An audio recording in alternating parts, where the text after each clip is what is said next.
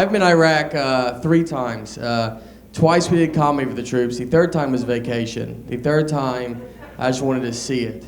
And it is nice. They have one tree. It's gorgeous. So you wait in line for that, and then you fight your way back to the plane. So it's like a hiking trip of sorts.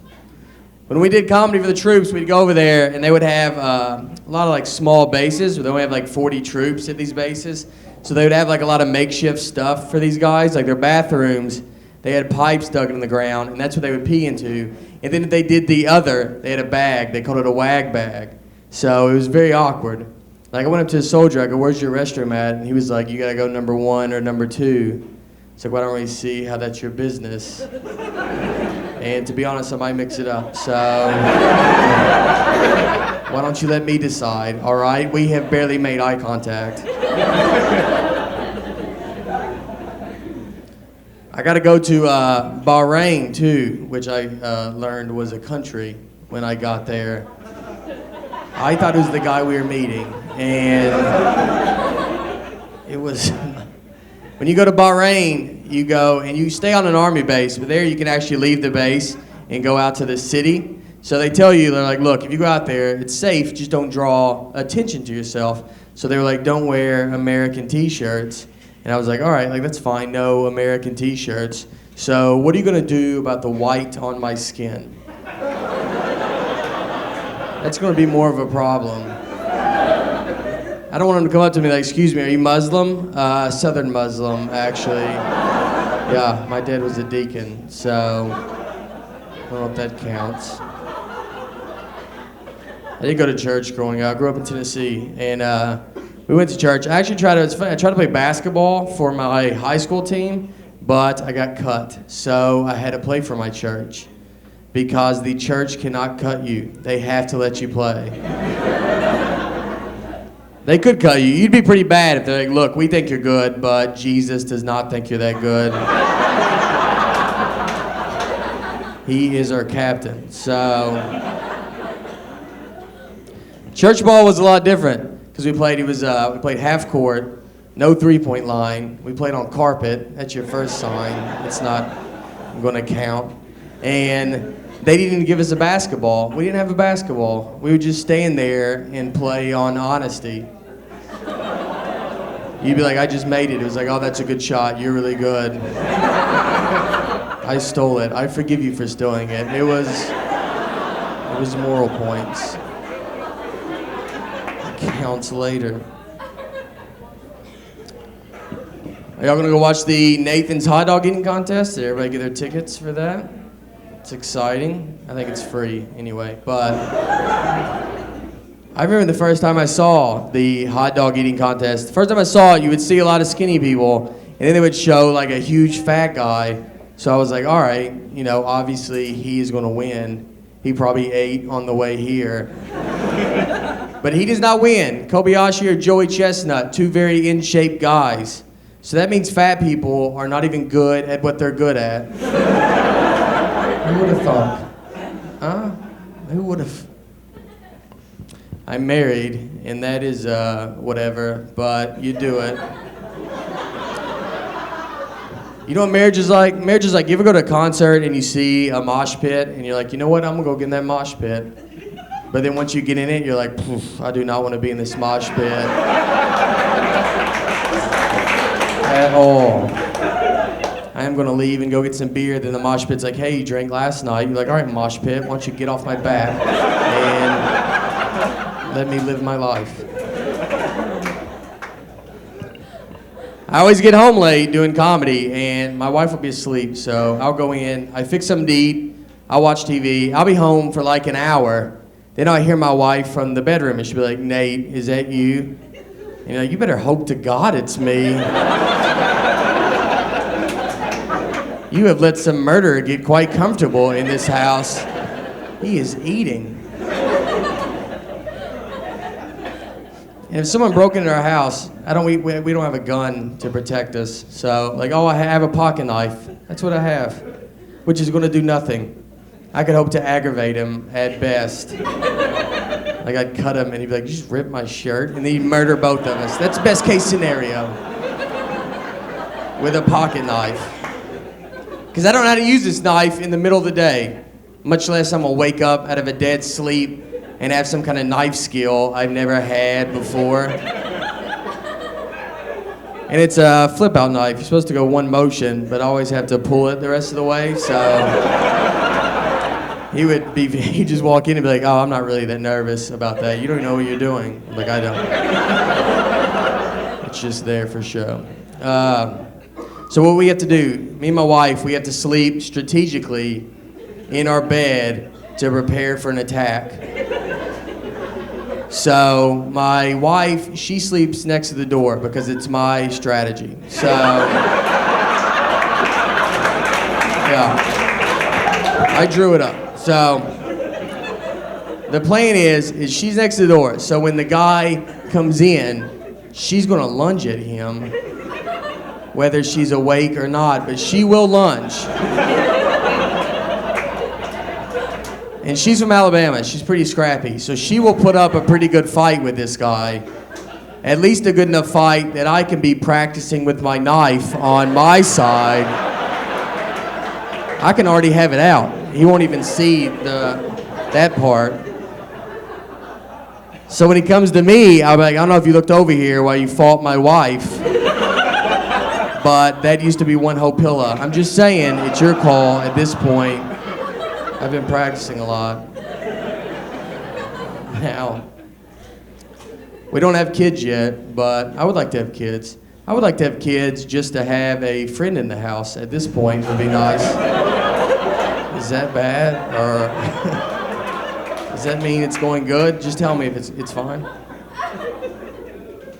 You know what it is? Marriage is, men are not good at marriage. We're just not prepared for marriage. Women, you are very prepared. Like, look at all the toys you played with. Like when you're a kid, they give you, when you're a baby and you're born, they give you a baby doll. So they give you a baby when you're a baby. They're like, look, I would probably start figuring this out. This is where it's going. And then they give you Barbie and Ken, so you have to deal with all that drama that they have.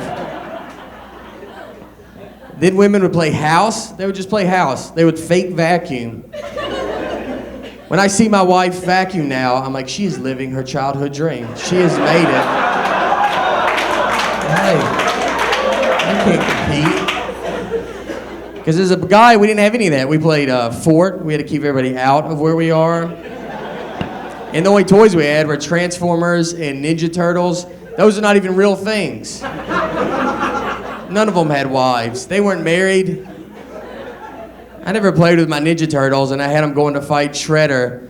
And then Michelangelo was like, hey, can y'all give me 2 seconds? I don't know, my wife just showed up. I don't know how she found us, but she looks furious about something. I don't know, dude. I don't know. And then she comes over and she's like, what are y'all doing? Who's this April chick? It's like, listen, she's a reporter. How about you not read into stuff, all right? How about you not check my Facebook? Is that possible? I got in trouble because for my wife's birthday, I bought her an oven for her birthday. Yeah. Listen, here's why. Because like the vacuum, her other favorite toy as a kid was the Easy Bake Oven. So I was like, all right, I'll get her a legitimate big girl oven. An adult oven, like that's not impressive.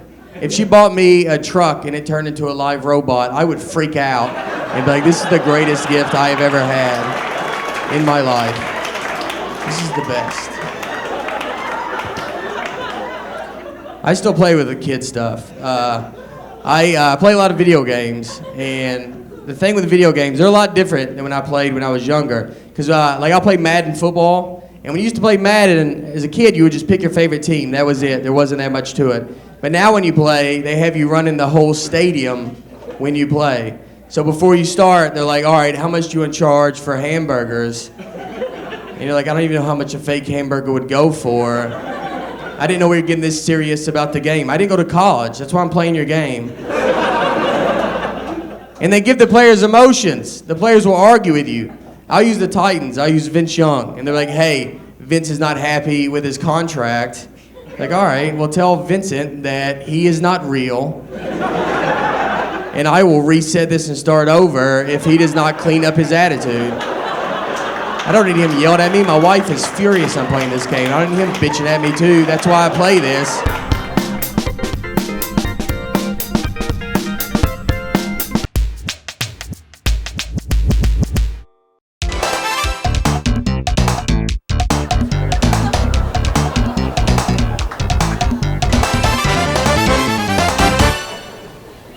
Lean back, lean back. You like that? I like that song too. Except I can't sing all the words out loud. My crackers don't dance, they just pull up their pants and do the rock away. Lean back, lean back, lean back, lean back. We walk around the metal detector. My name's Bert. I could never be a rap star with a name like Bert.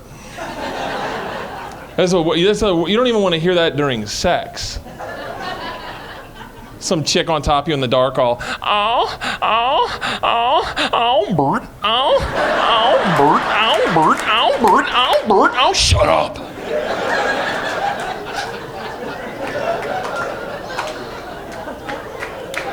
What's your name? Black guys always have the coolest names, always. What's your name? Oh, Reggie. Well, not always, I guess. Guess you can't make sweeping statements about them, huh?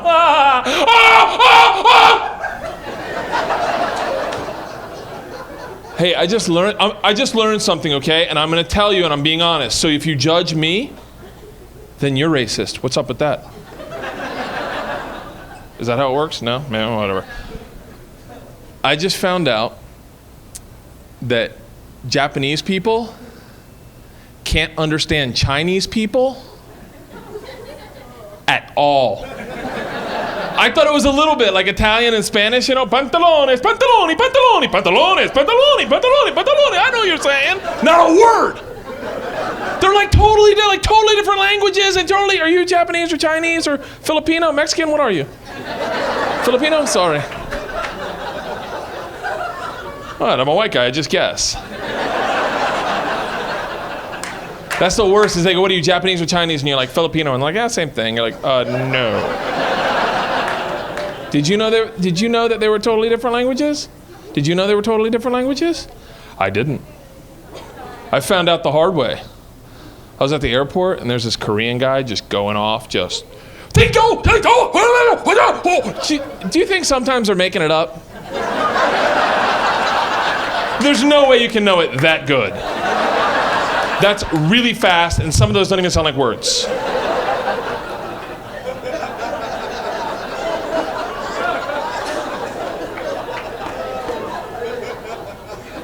He's going crazy, and I look over to the next to me, and there's this Japanese guy, and I go, what's he saying?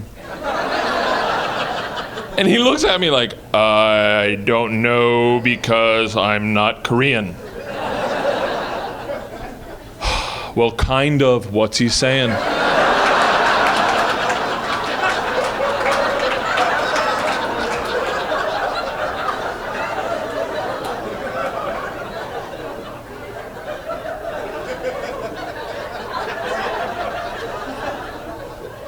Did you hear anything about SARS?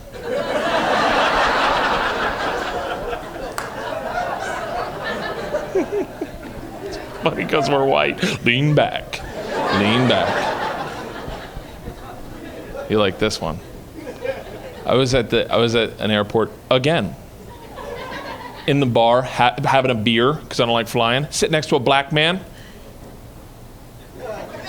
That's right. I mean, we weren't talking or anything, but just getting hammered, right? In behind us walks a Middle Eastern gentleman with like the turban on, you know? Yeah, talking loud. 1 beer! Which I get, that's your culture, and that's great if I'm buying a rug, but I'm not. I'm in the airport. Let's use our inside voice. 1 bit! I mean, he's literally the black guy, and I thought we blew up. We're like, whoa!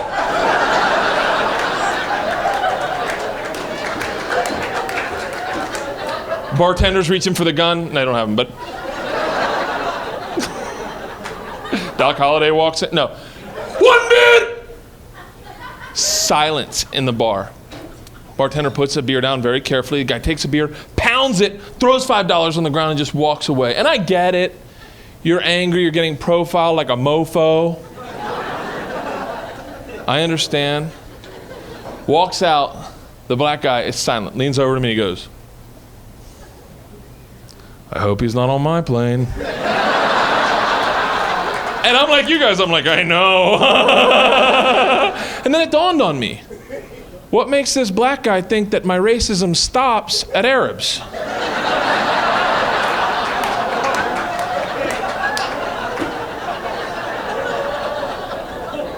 It's a pretty bold statement to make to a white guy. I just leaned over, I was like, and let's hope our pilot's white, if you know what I mean, brother. This ain't Soul Plane, biatch!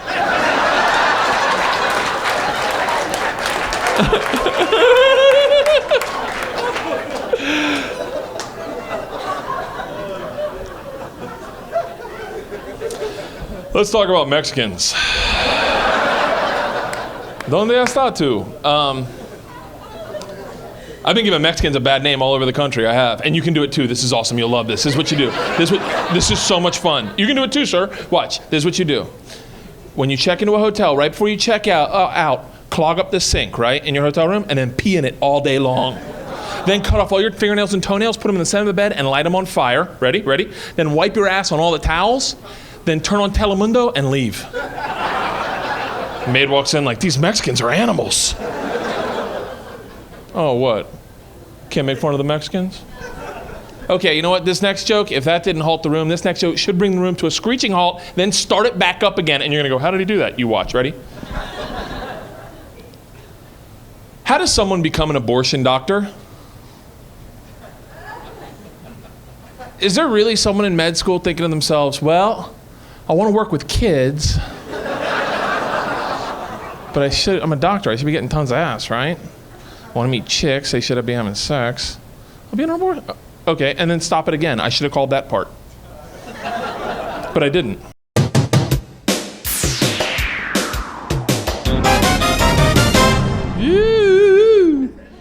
Woo! You guys like the orange? This so I don't get hit by any cars. Halloween, okay, that's Halloween. It's Halloween. They're working with me, that's great. No, it's just a freeway worker. I clean a lot of leaves, that's what I do. So yeah, my name is Maz Jobrani, and I'm an American citizen. Thank you. Yes, and I've grown up in America. All right, yeah, but I was born in Iran.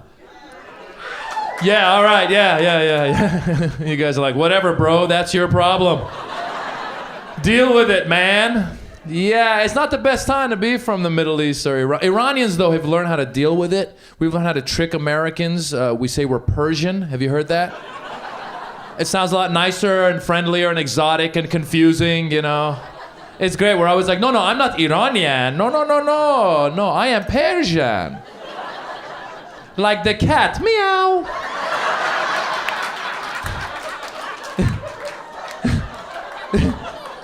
I am the cat, meow.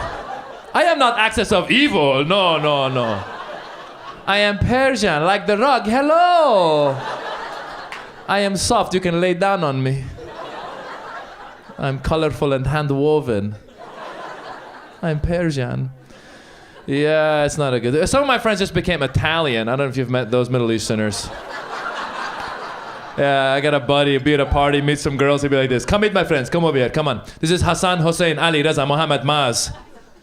And I'm Tony.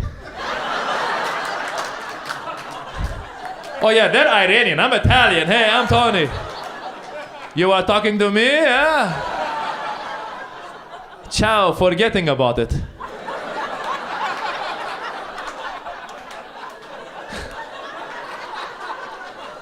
I forgot about it a long time ago, my friend. I really did. Yeah, man. It's been cool though. I've like done some TV and film and stuff, and had a chance to do some fun stuff. But like starting out, when you're a Middle Eastern actor in Hollywood and you're doing film and TV, you notice one thing, that your parts, you tend to die a lot. Yeah, it kind of sucked. I just dialed. I did a Chuck Norris movie, and I knew I was gonna die in that. I mean, I mean, getting that part was like bittersweet. My agent called me up and was like, you got a movie? I'm like, yes. He's like, with Chuck Norris. I'm like, damn. Because I'm never going to be a sidekick, right? Never going to be like Chuck and Hassan saving the world. They'll never make that movie, right? Be like, hey, Chuck, you get those guys. I get these guys. See you back at the base. It's not going to happen, man. Not going to happen. He made me wear a turban, too. That sucked. I'm like, what am I doing here, man? It was horrible. And I thought, Chuck, he shot me in the movie to death. I thought he was going to karate chop me to death. And that sucks. I mean, because, you're in a movie with Chuck Norris, you should karate chop you. It's like getting in a fight with Mike Tyson and he stabs you. It's not... I had a whole fight scene choreographed. I thought maybe like he'd pull the turban and I'd spin for a bit. And then I'd be like, what happened? He didn't go for it. Yeah, I got shot. My mom got sick of seeing me die. She'd be like, why you keep dying? I was like, Mom, that's how these things are written. She's like, why don't you kill them one time? I was like, I can't just kill them. Mom's like, yeah, man, they're not looking. Bang, get them. You're a wimp. You're a big wimp. Yeah, man, the war is going on. I didn't want to go to war because, I got selfish reasons. I'm originally from Iran, and Iran sounds a lot like Iraq. And I was worried that if there was one president who was going to mess it up and bomb the wrong country. George Bush, come on, people. He's not too good with the alphabet. We've all seen him. We've all seen him. He's like A, B, Q, W, Z, Y, T. He never even pronounced the country right. He called it Iraq. If I were Saddam, I'd have been pissed. I'd be like, hey, if you're going to bomb us, at least pronounce it right. It's not Iraq, it's Iraq. Okay, fine. I might be evil, but you are stupid. This guy. I don't say we're going to war with America. I say America. Come on, George. I'm hooked on phonics. You should be too. That's all I'm saying. Some people say you shouldn't be worried being from Iran, but you know what? I am worried because I was watching an interview with Condoleezza Rice on CNN before the war, and she actually did say, you know what? We are going to bomb Iran. I mean Iraq. I was like, whoa, wait a minute. Rewind there. What was that? And then I'm thinking, you know what? If you're a country, Iran, that's about to be, that knows that the country that sounds like your country that's about to be bombed, maybe it's a good time to rename your country. Right, if I were the president of Iran before the war, I would have called the press conference. I'd be like, okay, thank you for coming, CNN, CBS, ABC, thank you for the gathering. Yes, we have an announcement to make. As of today, Iran is now Canada. Yes. Iraq is that way. Thank you for coming. Good time to rename the country, man. And people say it's not about oil. I think oil is a major player, and it has to be. That's what I say. Because why aren't we over there doing something right now? In the Sudan or in Rwanda or why don't we ever attack Switzerland for that matter? Because they don't have anything. All they got is what? They got like Swiss cheese, chocolate, and the Swiss Army knife. You can get that at some store out here. You don't have to go to Switzerland. And the thing is, if you're a country with oil, it's kind of like being a drug dealer. You got to know when to get rid of the stuff. Right? You got to be like, what, America's coming? Uh-oh, okay, flush it down the toilet. Flush it down the toilet! Yes, America, the country formerly known as Iran, we're now just a symbol. We no longer have oil. We just have Swiss cheese. And Iraq is still that way. Please keep going. I think that's funny. Thank you, yeah. I read the paper, it gets me all crazy too with the weapons of mass destruction, there were weapons of mass. The thing is now, if you listen to the statements, they get vaguer and vaguer. Because originally it was, they have weapons of mass destruction. And then it was, well, they have weapons related to mass destruction. Now they're like, well, they got some weapons, and there's a mass, and a whole lot of destruction. Actually, okay, they got motor oil, which put on the driveway could cause destruction. That's all we're saying, people. I don't know. I knew that whole thing was made up to start with because they sent a guy named Hans Blix to find the weapons of mass destruction. What happened to Hans Blix? Did that guy actually exist? I don't think he did. I've never met a guy named Hans Blix. Have you? Sounds like a gay German guy. Doesn't it? He's like, hello, I'm Hans Blix. Hello. I'm here for your weapons of mass destruction. Hello, I'm Hans Blix. Show me your weapons of mass destruction. Hello. That's a big weapon of mass destruction. Hello. I don't know, man. But I think we live in a great country, man. I do. We have a great country, man. And that's the thing. I'm a citizen, like I said, and I love being here, man. And that's the thing too, is like being Middle Eastern and American at the same time. I got to worry about both things. Like I got to worry about Al Qaeda, and I got to worry about being profiled as Al Qaeda. Right? Like I was at the airport a little while ago, and I had a beard going because I was doing a play. Yeah, that's funny. It is. It really is. Because yeah, if you're from the Middle East, you don't want to be at the airport with a beard. It's just a bad idea. It really is.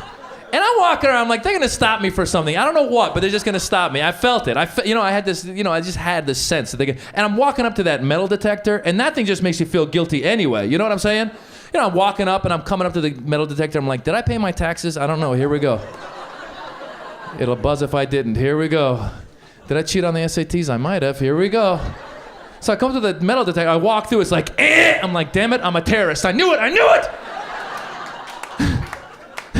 And they were like, sir, calm down, it's just your belt. I'm like, how do you know? Check my bags. I'm not getting on the plane with me. It's ridiculous. I went up to the counter and I wanted the guy at the counter to know whose side I was on, so I caught myself enunciating English like never before. I was like, hello, my fellow American. I would just like to board the aeroplane. Carry-ons, just this American flag, that's all I'm carrying on. Yeehaw! Right?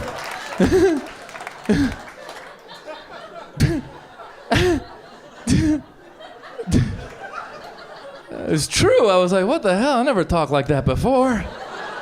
That was weird. And then I got on the plane, and this is when SARS was, remember SARS was out, and they had it all over the news, and they freak you out, and I'm freaked out on the airplane. I got SARS on my mind, but I'm now relaxed. I'm hanging out. All of a sudden, I saw an Asian guy walking toward me with a mask on. That's scary, Asian people. Stop it with the mask, all right? Right, if you're on an airplane, you see an Asian dude with a mask, it's scary. You see a Middle Eastern dude with a turban, scary. Middle Eastern dude with a mask, not scary. Asian dude with a turban, magician.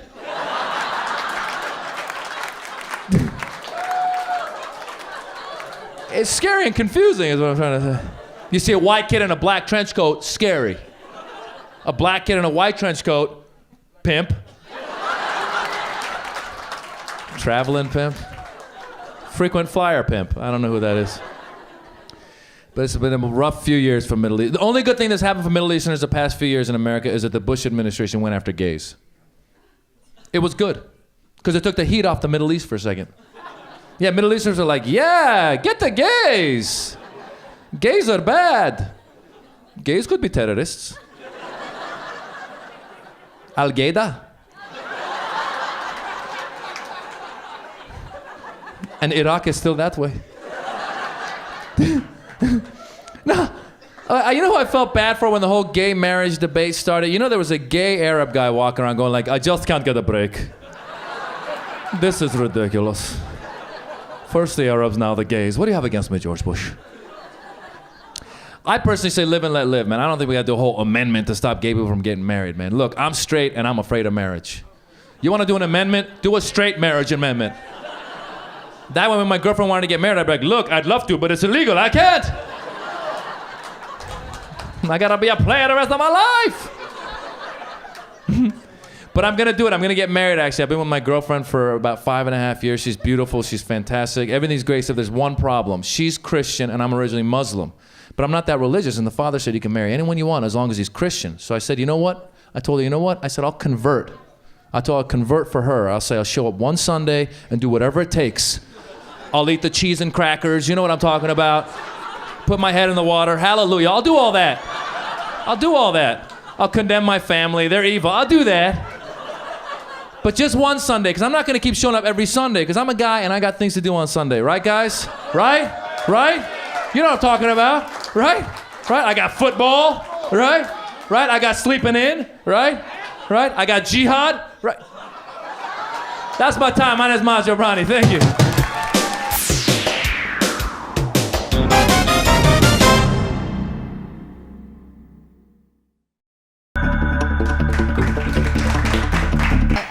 drinking a little over 7 months ago. I was holding for applause. Nope, it's too late. I also quit smoking, and thanks. Thank you. Today is actually day 219 of Operation Stop Having Fun, and so far it's been a complete success. I hadn't realized how much time and energy I was spending on getting drunk and then recovering from the hangover. And now that I'm sober, I found that I have a lot of energy to do stuff I never did before, like crying and cussing at strangers. I've been cussing a lot. The hardest part about being sober has been comedy, because I used to always have a couple beers before going up on stage, and now I don't do that anymore. And so sometimes when I'm up here, it feels kind of unnatural. Like, to me, doing comedy without drinking is a lot like stripping without having been molested. It's like, how did I get up here? What? Are you really offended? Okay. I don't believe you. One time, before I quit drinking, one time I got drunk with a friend of mine. We got really super drunk and we were walking home late at night. And we turned down this quiet street and saw a pack of wild boys up ahead. And she got really nervous, but I wasn't scared at first because I watched the nature shows. And if you're like a bison or something in the wild, not every pack of lions you walk past is hungry. Sometimes they've eaten right before you get there. So I thought maybe if we play it cool, they won't bug us. But as we approached, they did spread out into attack formation. And one of them came up to each of us, and the guy that came up to me goes, "Hey, you looking for a good time?" And I said, "No, sir, you know what kind of time I'm looking for is the kind that involves an undercover cop." Because in my drunken logic, I thought that would convey that I was a cop, but it clearly doesn't mean that at all. And then he got really weird, and he goes, "Wait, you want me to act like a cop?" And I said, No, I'm a cop. And I just started saying I was a cop over and over again. He goes, "No, you're not." And he walked away. And then it occurred to me that maybe I could open a school of self-defense for women where I just teach them to irritate and confuse their attacker. Because it works. That's a long joke. Excuse me. I don't know if you were keeping track. I broke up with my boyfriend a while ago, and I think that relationships are good for you, even if the person you're dating turns out to be the devil, because you still learn something about yourself. And I think the most important thing that I learned from that relationship is that I'm dynamite in the sack. And I'm not trying to brag. I know that's kind of a weird thing to say to strangers, but I'm just excited because it wasn't always true. Before my ex-boyfriend, my signature move in bed was what I like to refer to as the mannequin. And it never really caught on.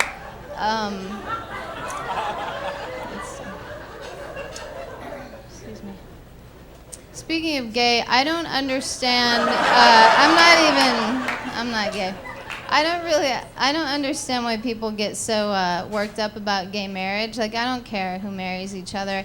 But I do find some of the arguments against it kind of interesting. Like, I heard someone on the radio saying, if we open the door to gay marriage, then what's next? Like, polygamists or people who want to marry their pets? And I just thought that was a shocking argument against gay marriage because, first of all, my dog is a guy, so if we get married, there's nothing gay about that. And secondly, if it weren't for the fact that we're not attracted to each other, I would marry my dog because I think that he would make a good husband because I think he would because he's really sweet and he's always happy to see me and he'll be dead in about 10 years. So, come on, ladies. Sorry, fellas. I don't mean it. But I'm not married.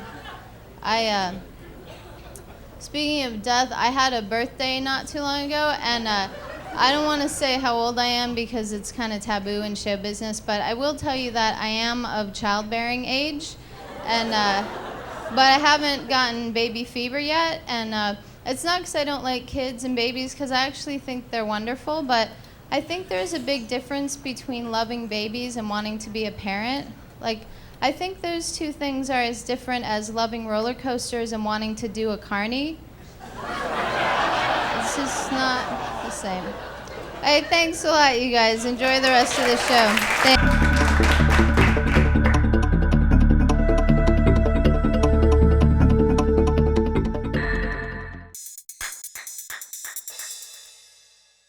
I'm Ian, I'm from New York. I live in California. California is the land of bad bitches. It's incredible. The most finest women move from all over the world to California to fail in show business. It's incredible. I've never seen nothing like this. You just got to take advantage. I like California. California's got a lot of things going for it. Palm trees, beautiful women, and the weather's incredible. The only thing that messes it up is the fake-ass phony people in this town. Ain't everybody tired of the phony people in this town? It's ridiculous. Everybody has a business card. It should be a law. If you ain't got no business, you can't get no cards. Everybody's a producer in this town. There's so many producers, it's ridiculous. Here's my card, I'm a producer, I'm a producer. Only thing I ever produced was a damn card. Ain't got Everybody's got a card. Here's my card. Dude, you are homeless. You mean you got a fax machine in that cart under those cans? And you could holler at a player. This is ridiculous. You ever have somebody you know give you their card? You know this son of a bitch. And they give you their card. You're my man, I just got these, they hot off the press. Holler at me, player. I know you.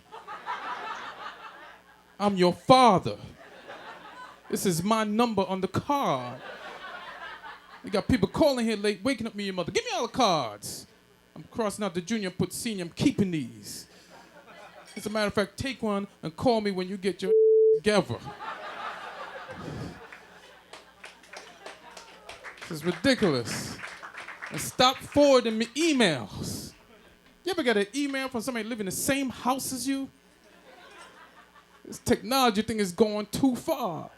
You mean you went on the room, turned on the computer, logged online. Oh, so I'm the only one that still got dial-up? It's a room full of rich bastards. Typed up the email, then pressed send, and came in here and told me to check my shit. I could have looked at it when you was looking at it. We live in a one-bedroom apartment. We have the same computer. You logged on through my account. Hell out of my face. You ever get an email? You ever run into somebody in the street that sent you an email that you didn't have a chance to check yet? This is how this ridiculous conversation goes. Yo, what's up, dog? Yo, I sent you an email. Did you get it? Nah. What did it say? Nah, you gotta check your computer first. You son of a bitch, I'm standing right here.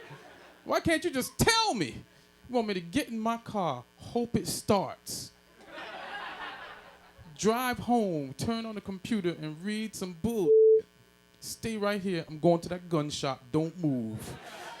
I think I have your reply.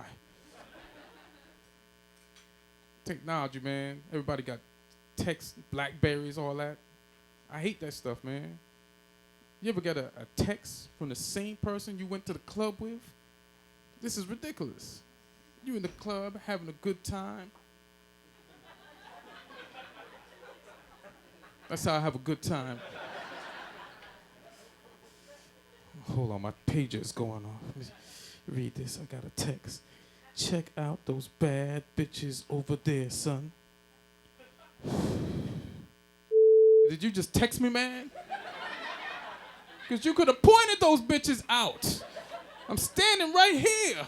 You're wasting up my characters. You know I'm broke. You gave me a ride here.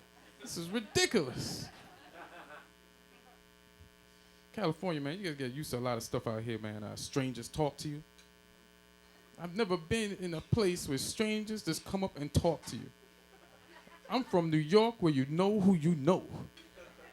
If somebody dies, you just cross them off the list. Damn. I only know 3 more people.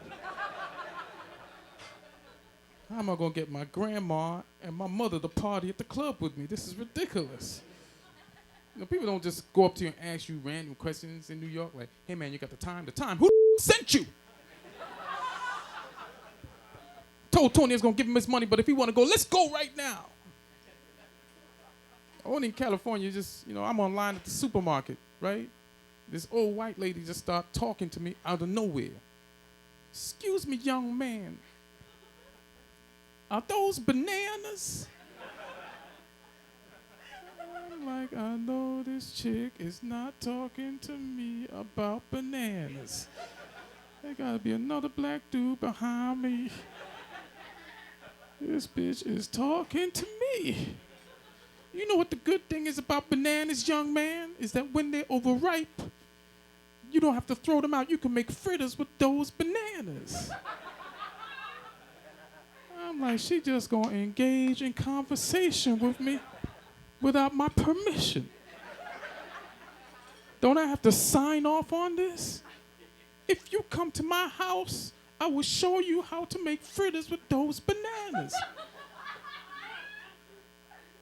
I'm like, I can't believe I'm at this lady's house making fritters. This is ridiculous. And she got a fine white daughter. Call me.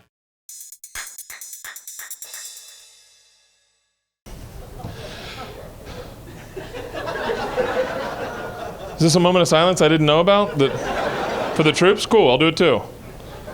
Listen, I got a little bit of advice for you guys. If you're drinking tonight and you're driving home, I'll tell you right now, you know what cops hate? Cops hate when you touch their faces. I'm being, you know what? No, try this. Do this. If you're drinking, this is perfect. Right when the cop comes up to your car, you know how they do that, like, cool guy. Do you know why I pulled you over? Don't guess. Weed? I don't know. My buddy's got a bag of heroin in his ass. No, let him look! Let him look! You're only gay if you get hard. This is... Wow, I guess no one knows the rules in here. Right when he comes up to your car, okay, excuse me, do you know why I pulled you over? In the middle of that sentence, all right, now this is a pimp move. Don't half-ass this like a Canadian. This is an American pimp move. This is what you do, right in the middle. Excuse me, sir, do you know why I pulled you when you hear the over? Do you know why I pulled you over? I want you to make your move. Cold, stone, right straight ahead. When you hear the over, take your finger, put it to his lips, and go, shh. Shh. And hold it there. Let him know that this is your night. You know what you're doing. Gently, ever so gently, so that he knows that you're in control. Stroke his mustache.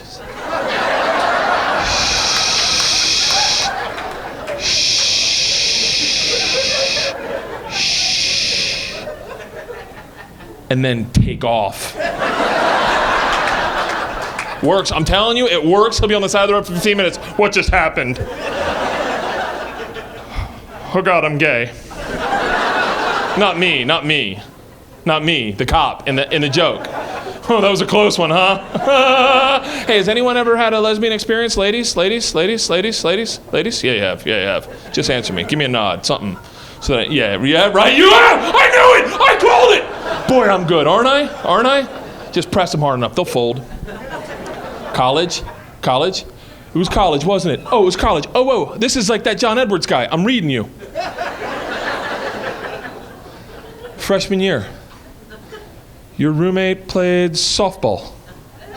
Yeah, maybe. Put the knee brace, let me finish. Put the knee brace up on the dome wall. You came in wasted one night from a frat party. You're like, oh my God, I'm so wasted. And she's like, want to wrestle in sports bras? And you're like, okay, I got you. No, I got you, you little bitch. I'm not a little bitch. Why are you? You're so strong. Oh my God.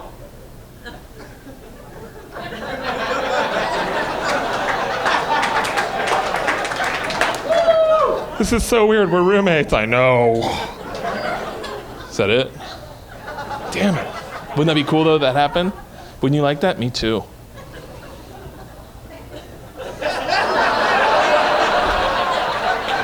Oh, no, I'm not. What, did you think I was gay? I'm not gay. If I was gay, I wouldn't date you. And I wouldn't date you. I'd never date black dudes. Never. Never. How are you going to have any control in the relationship when one guy's hung like a donkey and you're sitting there like, excuse me, Lavernius?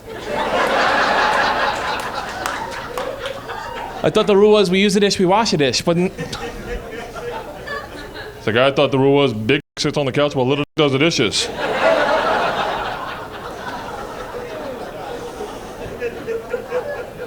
Is that too much?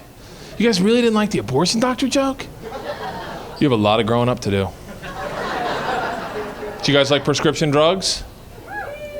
Me too. I love them. Xanax? I like Xanax because I feel like I'm in that movie Xanadu every time I eat one. Do you remember that movie, The Living Newton John just roller skating and it was a dream world and everyone's in silver and they're like, oh my God!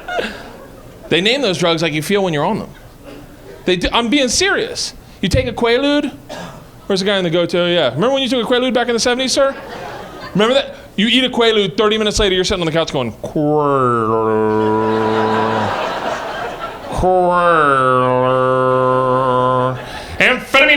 amphetamine, coming around the corner, it's amphetamine, followed by cocaine, it's cocaine, amphetamine, in third place, it's crack, cocaine, amphetamine, in fourth place, it's Quaalude.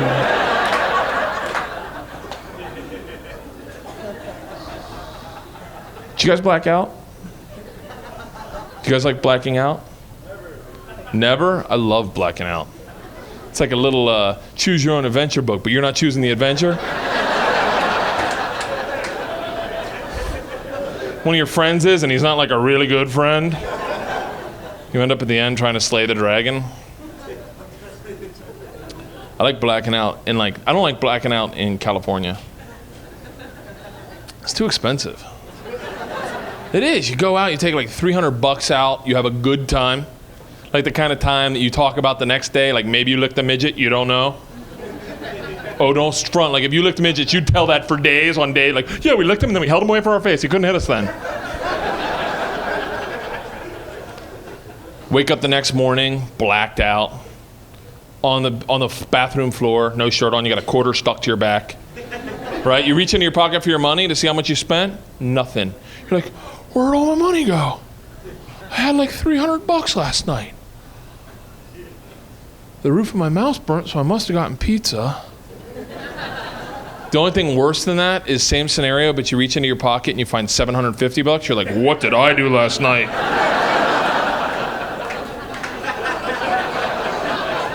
What? I'm looking in my back pocket. God, you guys are really, you do have a lot of growing up to do. I'm not gonna lie to you. I just had a baby, everybody. Wow. Just that smattering for a baby, for a life. You guys really, honestly, I don't want to judge. Baby girl. Yeah, no, I wanted a boy. I did. I mean, I'm not going to give her back. I tried. They won't take her. I don't know what advice to give to a daughter, though. You know? Like, I know what advice to give to a son. You know what I'm talking about?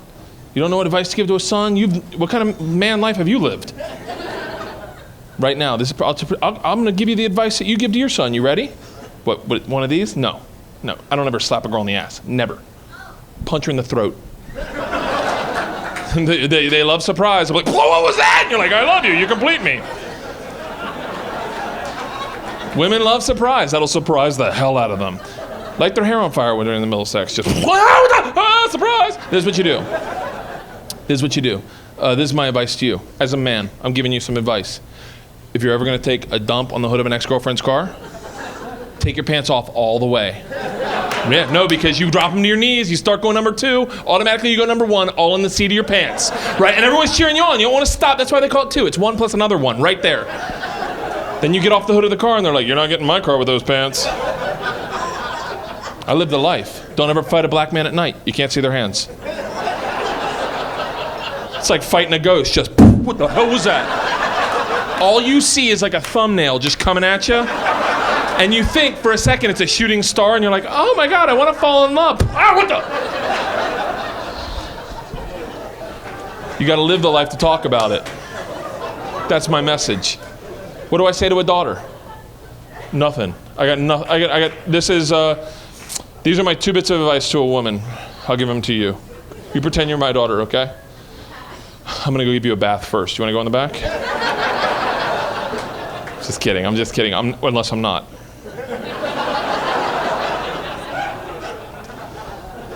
This is my advice to you as a daughter.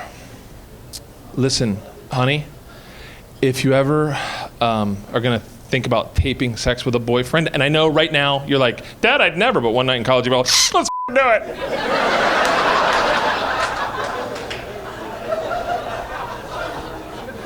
During the entire production, talk real loud and say things like, oh my God, it's so small, and there are little red bumps all over it, and it smells weird. Because he's not showing that tape to anybody. Good advice, am I right? What's up with that? Okay, looks like you need another one. All right, here we go. If a guy ever compliments you on your oral prowess, right? You know what I'm talking about? Don't respond with, I get that a lot.